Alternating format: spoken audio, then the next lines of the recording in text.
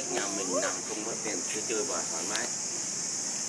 Tắm rửa kể cả mình rãi ngoài đây nữa, tắm lên đường lên rồi tắm ngoài đó cũng được, tắm trong phòng cũng được. Vào free hết đấy.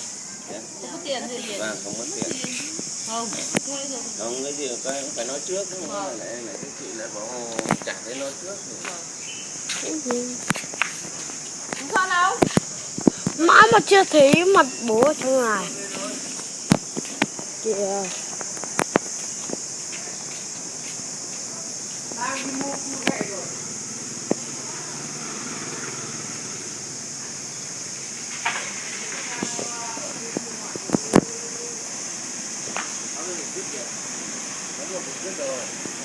Đây đâu cục cứt.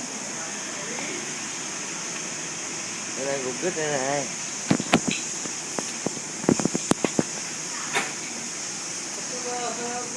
Tập trung cho đồ này nào. Để ngay trên phòng.